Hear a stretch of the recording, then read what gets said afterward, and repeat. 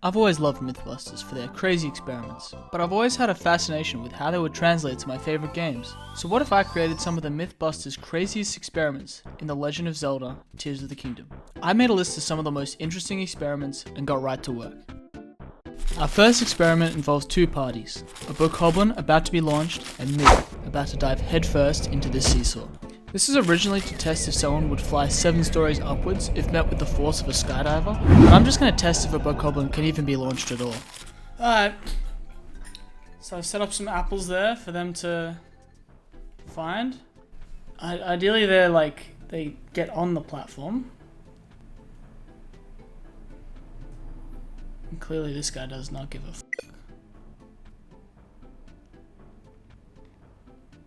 Okay, let's just spawn another one, see how that works. Alright, bro. I know you're tweaking, but get on the platform, bro. Come on, bro. Get on the platform. There's like so many apples there for you. Yeah, you can smell it, can't you, bro? Bro, these guys are just like eating and they're just eating it all. How about a boss bokoblin? Okay, that works. Alright.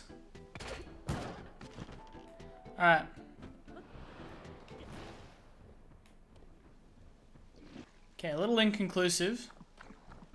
I have a feeling it's not going to be enough momentum to get a boss bokoblin up and off the ground. Okay. That looks good.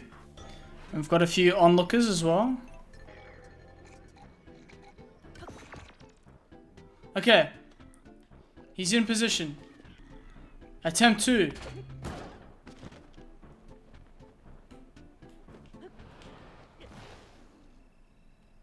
Okay. I don't really get that far. Okay, I think it's pretty conclusive now that this may not be possible in Tears of the Kingdom. I think this myth is busted.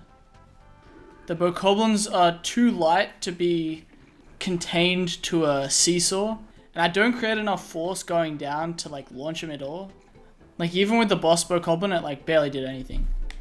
So after some testing, I think it's pretty conclusive that a bokoblin is simply too heavy to be launched by the force of Link hitting the ground. So I'm gonna say this myth is busted. So here's a way to really launch a bokoblin. The chicken launcher experiment was to test whether frozen or thawed chicken would do more damage to a train's windscreen. My experiment's going to involve me testing 3 chickens, frozen, thawed, and live, and firing them as far as they can go to work out which one would do the most damage when colliding with another object.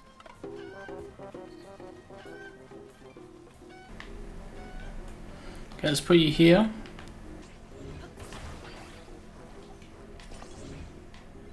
Bro, where did you go? You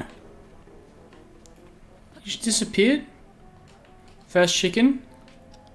This is just going to be a raw chicken. Okay, that went pretty far. I think that landed about here. Now, will a frozen chicken launch faster? Look, I kind of doubt it, but let's see.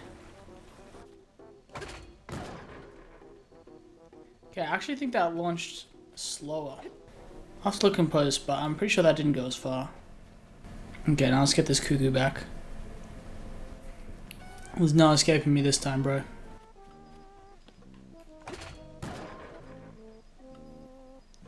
Okay, I feel like we've conclusively figured out that a cuckoo does not launch as far as a dead cuckoo. But I'll have to look to see if the frozen one went further than the non-frozen one. So upon checking the tapes, I can conclusively say that this myth is busted. Firing a chicken may take half a heart, but a frozen chicken would do the same.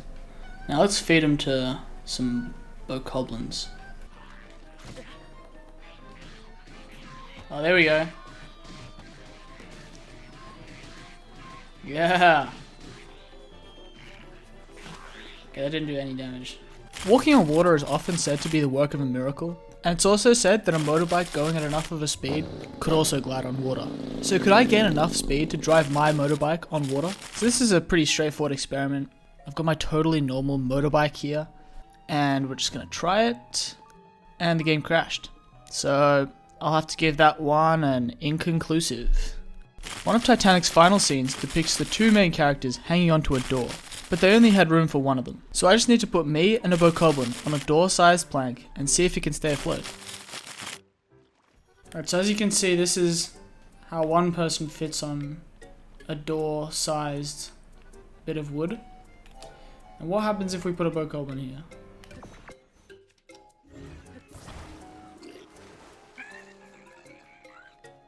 Okay, if we can't get a bokoblin, we're gonna have to get something that weighs somewhat like a bokoblin. This tree weighs probably a little bit more than a bokoblin, maybe. Let's just say. But what happens if we put it on this? Am I gonna sink? Okay, we're definitely gonna sink if the other person weighs as much as a tree. So how about a few apples? Now, what else is heavy? Maybe a bundle of wood. Okay, that's 2 bundles of wood. And we need to be very careful of putting the third one on. 3, yeah, it's probably not 3 bundles of wood. And after calculating how much 2 bundles of wood might realistically weigh, it's come out to about 30 to 40 kilos, or 66 to 88 pounds. So I really doubt that another person would be able to fit on that door and stay afloat. So I'm going to say that this myth is busted. If an elevator is falling rapidly, with you inside, could you jump just before it reaches the bottom to avoid any damage? I'm going to test this theory by putting Link in a box and dropping it from a height before I jump just before it hits the ground. Alright, this is what it looks like. This is my elevator. I'm going to sit in here and I'm going to drop off some kind of sky island. I'm realizing, how am I going to drop this? Oh, I know. Okay. Okay, so first we're going to check if I take damage without doing anything.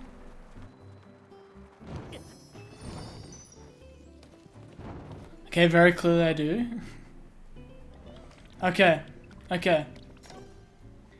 Now we're going to jump.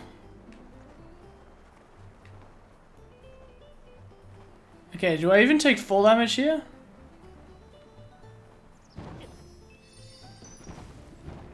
Okay, I definitely do. Okay, how do I know that I'm about to hit the ground?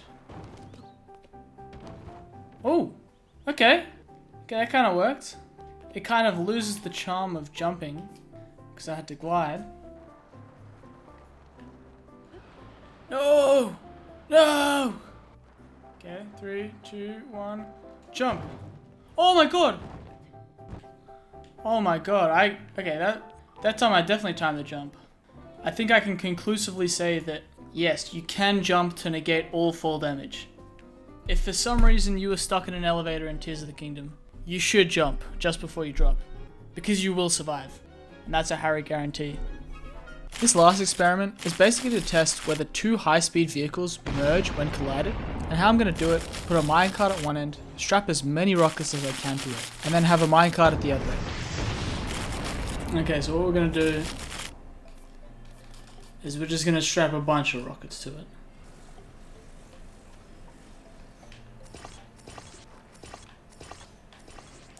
Alright, this is looking evil right now. So we're going to try testing this against a few things. We're going to rest it there, and we're going to have it collide with a few things. See, the Mythbusters, when they did this, they kind of merged, right? But I have a feeling that's not going to happen. Alright, test 2, car colliding with other car. Whoa. Okay. Okay, that worked. That wasn't so bad. Okay, so we're going to try colliding it with this as well.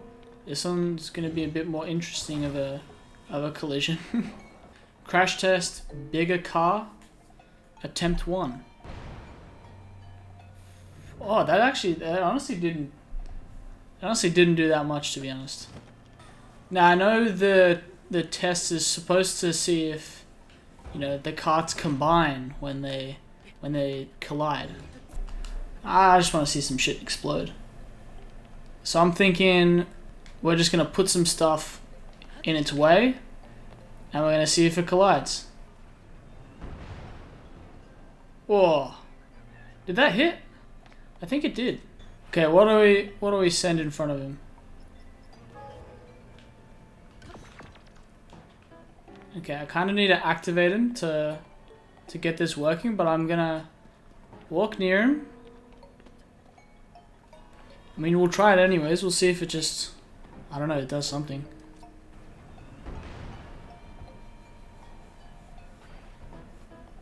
Okay, that was some good science. We found out that when provoked, not only will the bokoblins attack the stone taluses, but they also kind of just sink into the ground. Alright, this never before seen test will be featuring Ganon as our final test.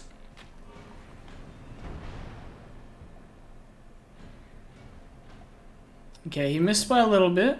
I still don't really understand why he's not targeting me. Who is he targeting? Oh, he's targeting that bokoblin.